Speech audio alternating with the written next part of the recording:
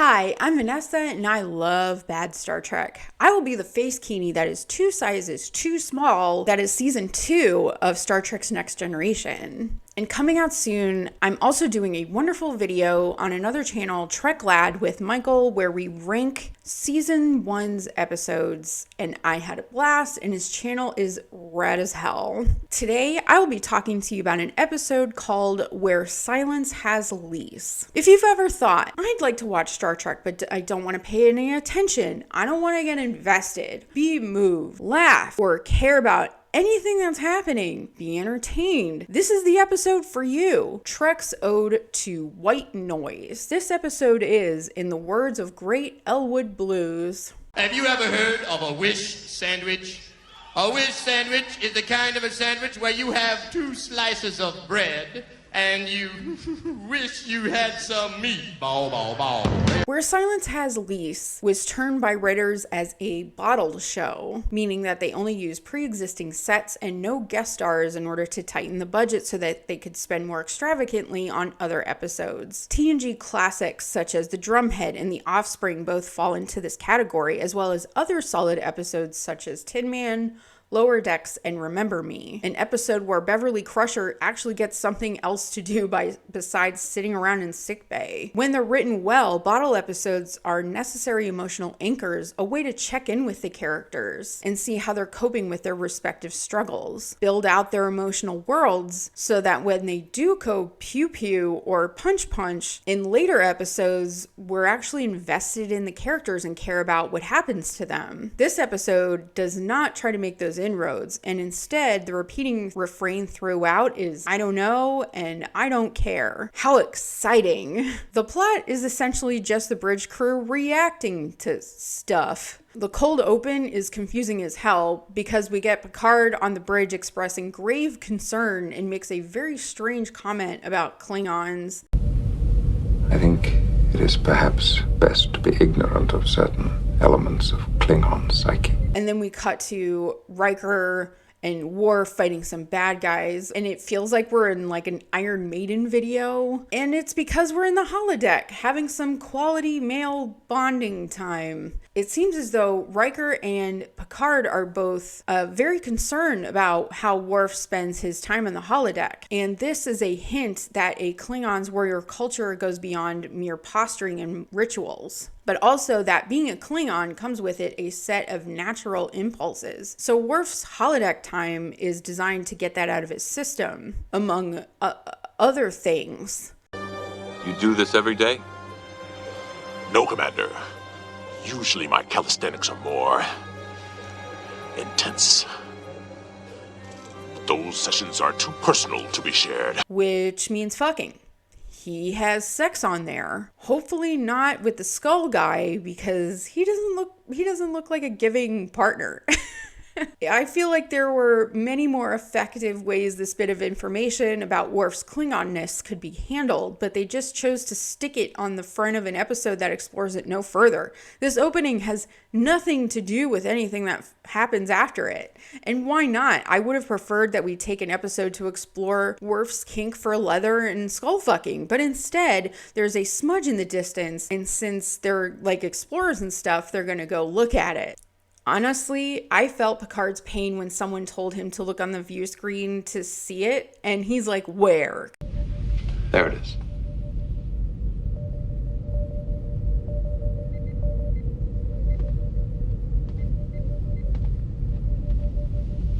I can't see anything. Because that's me on every single nature walk I've ever been on. Every raccoon, every bear someone points out, every owl, never saw it. And I always pretended to. I never wanted to be the one person in the group that didn't see it. And the closer they get to it, Picard wants some answers and doesn't get any. Mr. Data, you must mean that it's empty of matter. There's always some energy form at work.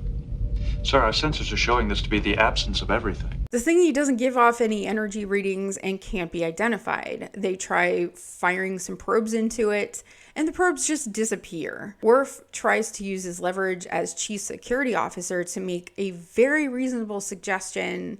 Recommend we go to yellow alert, sir. Why? My thoughts were of an old Klingon legend A gigantic black space creature which was said to devour entire vessels. An ancient myth of my people is to avoid the Noid, a red bunny trickster god whose only purpose in life is to keep pizza from being delivered in 30 minutes or less. Would I enlist in Starfleet, work my way up the ranks, find myself in the position of a security officer, specifically so I could shoot photon torpedoes at it? Absolutely. But not because I like dominoes. Anyway, does it take Joseph Campbell to tell me that going closer to a mysterious abyss in space is a bad idea? Number one. I'm gonna go with Worf on this one. Let's be careful. Is that Riker expressing caution before approaching a dangerous hole? There's a first time for everything, I guess. Getting closer to it has them end up getting enveloped, and now they're inside the thing. I'd probably take Worf's advice at that point and shoot it, honestly, but he finally does get to shoot something because out of nowhere appears a Romulan warbird. Suspiciously can't make any contact with it, and people are way too busy congratulating themselves to feel any kind of way about how strangely easy it was to completely destroy it. But then off in the distance, another thing, a Federation Galaxy-class starship, the USS Yamato. And it also seems to be unresponsive because, drumroll, it's empty. This just feels like a ride at Universal Studios at this point. No one on board's like, hey, this seems really odd that a Romulan's just hanging out way outside of the neutral zone, never mind starting a fight for nothing. And hey, here's our sister ship. I swear some episodes rely so heavily on the bridge crew being dumb as hell. They'd have to be, because who would see a ship materialize from nowhere in a void and go, you know what? Let's beam over there and check it out, which Worf and Riker do. I guess my favorite part of the episode is the clear enthusiasm Worf has for his new position, because it's been made very clear that the USS Yamato is empty. But he's like, yeah, let's make sure we board the aft position because tactics. I'm acquainted with the Yamato, Commander. Recommend the aft station of their bridge. When in doubt, surprise them. Them? Who's them? Whoever may be there. Our sensors indicate no life forms. Still, the tactic is sound. He's just so excited about finally getting to shoot someone foolish enough to fuck around and find out. And honestly, if fighting is his thing, you have to hand it to him for being as restrained as he's been and not clowning Tasha with, look, Data's got his shirt off, and firing torpedoes when her back is turned. So we're on board this ship, and Riker observes that it's not made of titanium, but some other beyond our technology material. And this is just before they realize that this is like a bit of a fun house, because when they do exit the bridge, they just walk onto an identical bridge. And I do think it's kind of clever to reuse the sets that they're constrained to in that manner. But after about 5 minutes of that, Worf begins to snap. And I think when someone has a breakdown on a TV show, unless the writing is really solid because of how little time they have, it just comes across as pure camp, as it does here. What's going on? Ship has one bridge. One bridge! One Riker, one bridge! Only one bridge ever. I'd rather cut off one of my 4 balls than ever set foot in Pittsburgh, Chicago, or London. And I'm never watching Bridges of Madison County. The word bridges is stricken from my vocabulary. I don't acknowledge that there's a plural form of the word. How does he handle seeing Tom Riker later on? Because I wish that he just completely lost it. As Worf's marbles are lost, that's when the rest of the crew back on the Enterprise notice that the Yamato is phasing in and out of existence. Oops. That's when it's like, oops. And it gets really tense, but Worf and Riker make it back. And after that, they see stars beyond what appear to be openings, giving very Georgia O'Keeffe vibes. But it's a trick, which they finally understand. And that's when we meet Nagilum, a non-corporeal immortal cat. That's what I wrote. That's not what it is. He's a non-corporeal immortal being played by Earl Bowen, the psychiatrist from the Terminator, looking like a terrible Instagram filter. Scandalous, a little bit touch my weenie, a little bit whoa, whoa, whoa.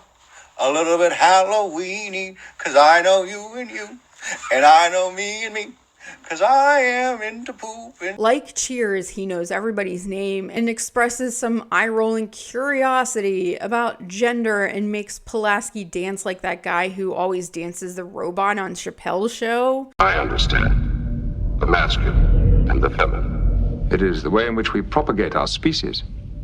Please demonstrate how this is accomplished.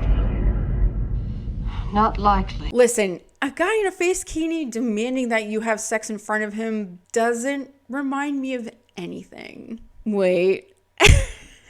Nagilum is also curious about what they call death. And this is where we get our first red shirt death. And Ensign Haskell said like one line before he died.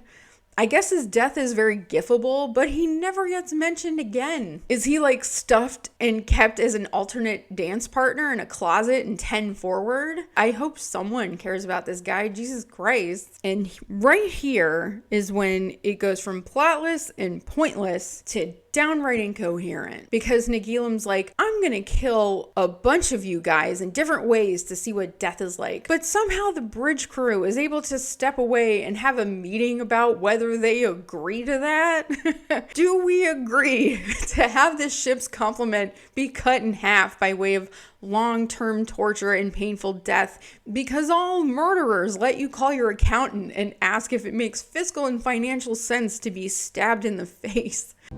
I know this much.